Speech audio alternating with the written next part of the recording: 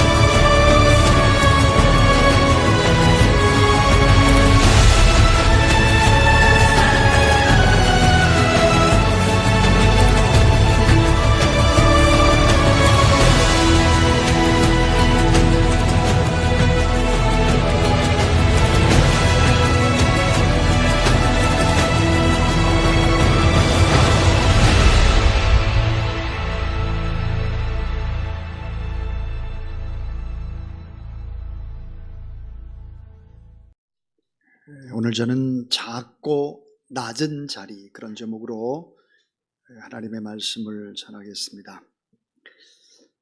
정신병원에 입원한 한 환자가 매일 소리를 질러댔습니다. 나는 신의 아들이다. 이렇게 소리를 지르니까 옆에 있는 환자가 말하기를, 야, 제발 너 좀 정신 좀 차려. 난 너 같은 아들을 둔 적이 없다.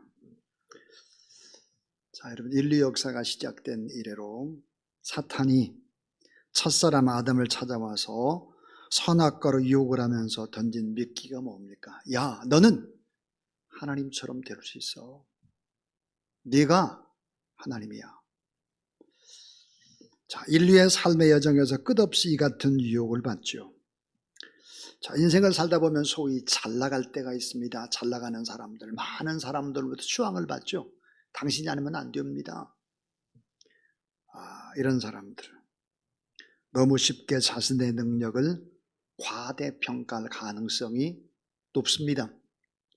심리학자들은 모든 인간 내면에는 자신을 신격화시키고 자신을 높이고자 하는 자신화 콤플렉스가 있다 그럽니다. 자신화 콤플렉스. 자기 자신이 마치 전지전능한 신이나 된 것처럼 스스로를 우상화할 가능성이 높다. 이 시대는 자기를 신처럼 생각하는 자기 우상 숭배를 하고 있는 그런 시대죠. 그런 하나님 앞에 쓰임받은 모든 하나님의 사람들을 보게 되면 전혀 반대의 길을 걸어갔던 사람들입니다. 절제하리만치 자신의 무능함을 깨달은 사람들, 자신의 무가치함, 자신의 연약함을 철저히 경험하고 그 경험을 통해서 오직 하나님만 의지하도록 한 것입니다. 자, 왜 하나님만 그렇게 의뢰하도록 우리 하나님 그렇게 하셨을까? 바울의 예를 한번 들어보겠습니다.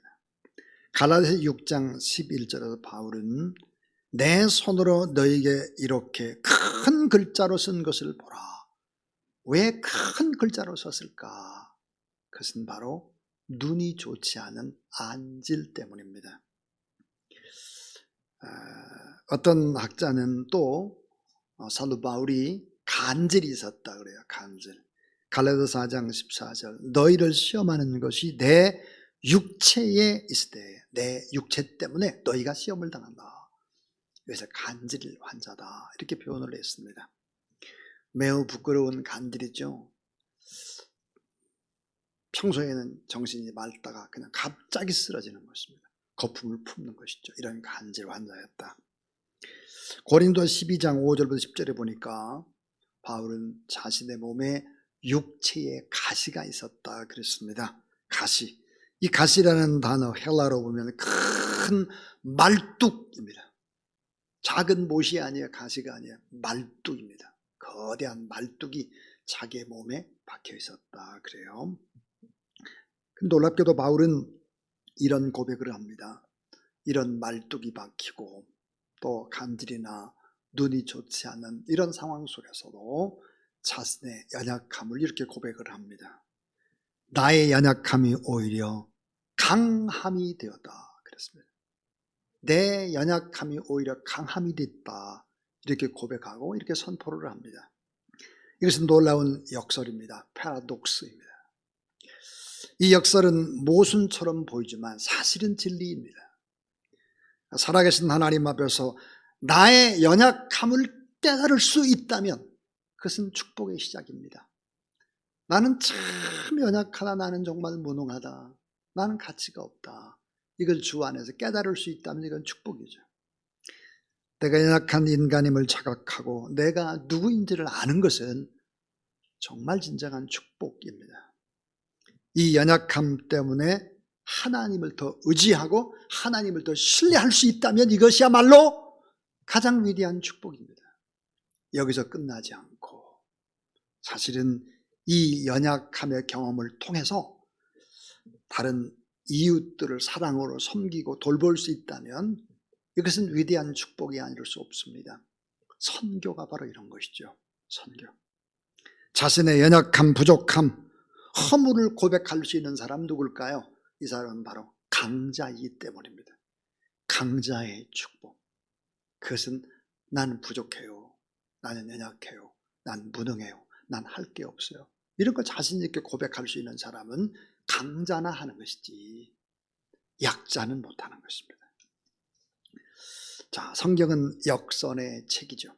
그래서 하나님은 어떤 분일까? 역설의 하나님. 하나님은 이성을 존중하지만 그 이성을 초월하신 분. 역설로 우리를 놀라게 하시고 그 역설 때문에 결국은 행복하도록 만드시죠. 인생의 역설을 수용할 때 우리는 성숙해지기 시작을 합니다. 자, 창세기 11장에서 바벨탑 사건으로 인간의 교만을 다 깨뜨리시고 언어를 혼잡하도록 만드셨습니다. 심판을 하셨죠. 그렇다면 새로운 민족 공동체, 신앙 공동체를 위해서 택한 사람이 누구였을까? 하나님이 가장 싫어하는 우상을 만들고 우상을 파는 사람, 그 이름이 데라입니다. 데라. 될 대로 데라. 이 데라의 아들 아브라함을 선택합니다. 이상하지 않습니까? 어떻게 하필이면 하나님이 가장 싫어하는 우상을 만들고 우상을 파는 그 집의 아들이었을까? 또 애굽 왕 바로의 철권 통치하에서 히브리 백성들이 죽어갑니다. 고통을 받습니다. 자녀가 태어나면 나일강에 던져버립니다. 이런 엄청난 태양왕 바로의 철권 통치를 대항하기 위해서 하나님이 쓰는 카드가 무엇이었을까?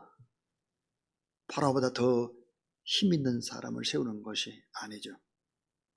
그것은 바로 히브리 노예의 아들 모세였습니다. 노예의 아들을 나일강에서 건져내고 결국은 애굽의 왕궁의 심장부로 들어가게 하는 것이 하나님의 전략이었습니다.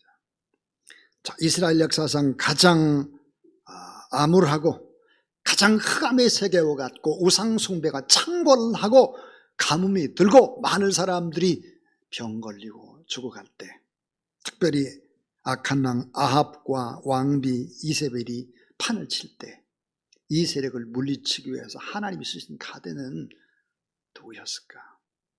놀랍게도 하나님께 선택한 사람은 전혀 알려지지 않는 후미진 산골, 이름 없는 사람, 디셉이라는 곳의 엘리야였습니다. 자, 신약성경에 이스라엘 백성들이 로마의 압제하에서 신음을 합니다. 많은 사람들이 로마의 황제를 좀 물리쳤으면 좋겠다. 힘과 권력을 가진 황제, 이 황제를 물리치고 정치적인 메시아가 나와서 로마를 다 몰아내고 참된 자유와 해방을 얻었으면 좋겠다. 이렇게 원했습니다. 그런데 하나님이 보내신 분은 누구였을까? 베들레헴 말교유의 핏덩어리였습니다. 가난한 빈민촌 흑암의 땅 갈릴리, 가난한 목수의 아들 나사렛 예수 그리스도셨습니다. 참 이상하지 않습니까? 이 세상의 엄청난 권력의 힘과 우상의 힘이 판을 치는, 그리고 수많은 사람들이 죽어가는 이런 시대에 하나님이 쓰시는 카드, 역설입니다. 전혀 우리가 예상할 수 없는 그런 하나님의 역사죠. 저는 저희 교회를 봅니다.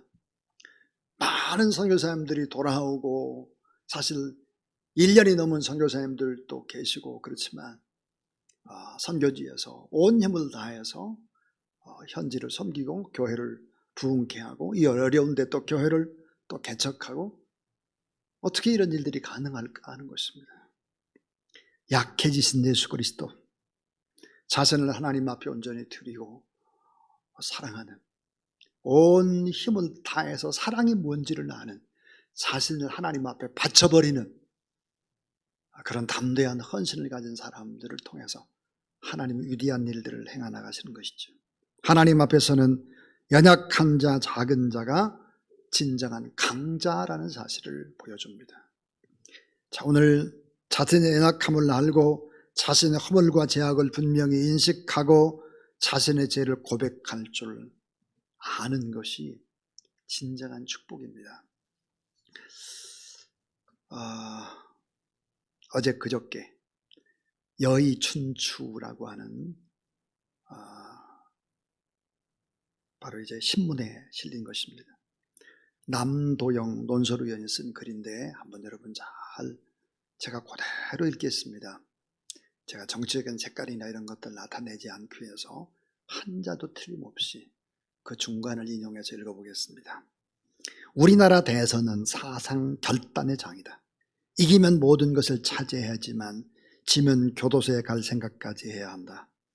대통령이 임명할 수 있는 자리는 중앙부처 장차관과 고위직 공무원, 공공기관 기관장 임원 3,000개에 달한다. 법원, 검찰, 각종 관변단체 등을 합치면 1만 개가 넘는다고 한다. 대선에 이긴 쪽이 모두 다 독차지한다. 대통령은 인사권을 무기로 왕이 됐다. 이런 독식 구조가 우리 정치의 가장 큰 폐해로 지적되는 진영 간 대립과 분열의 정치를 키우는 토양이 되었다. 사랑하는 여러분, 우리가 이사야서를 다 읽지는 않았지만 이사야서에 나오는 이사야 11장 1절부터 9절에 나오는 이 아름다운 세상, 영원한 하나님의 나라가 되기 위해서 과연 어떤 사람들이 필요할까 하는 것입니다. 이런 사람이 필요한 것입니다. 이런 사람. 어떤 사람일까요? 작은 자입니다. 그리고 낮은 자리에 앉을 수 있는 사람이 필요한 것입니다. 그럼 오늘 우리가 작은 자요 낮은 자리에 앉을 수 있는 사람이 누굴까? 그것은 바로 주님이십니다. 또 주님을 닮은 크리스찬이요, 주의 몸인 교회인 것이죠. 그런 의미에서 우리는 몇 가지를 살펴보겠습니다. 무엇이 진정한 축복일까 하는 거예요. 그 첫 번째는 나 자신이 이미 죽었음을 아는 것이 축복이다. 나는 이미 죽었다는 거예요. 나는 죽었다. 로마서 6장 6절, 우리가 알거니와 우리 옛사람이 예수와 함께 십자가에 못 박힌 것은 죄와 몸이 멸하여 다시는 우리가 죄의 종노릇 하지 아니하려 함이니 그랬습니다. 내가 누굴까? 나는 이미 죽었다라고 하는, 나는 죽음을 알아야 합니다.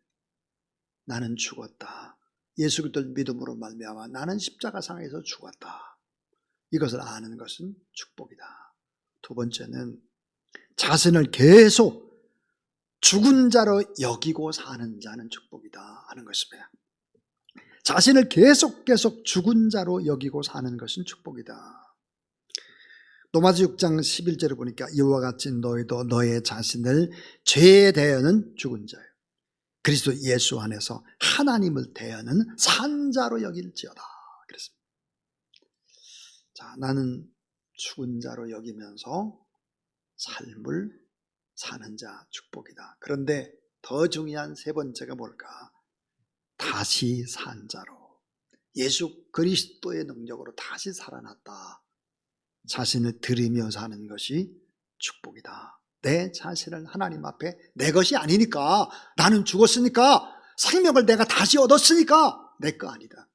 하나님의 것이다. 하나님 앞에 드리며 사는 자가 축복이다 하는 거예요. 따라하세요. 너의 지체를 의의 병기로 하나님께 드릴지어다.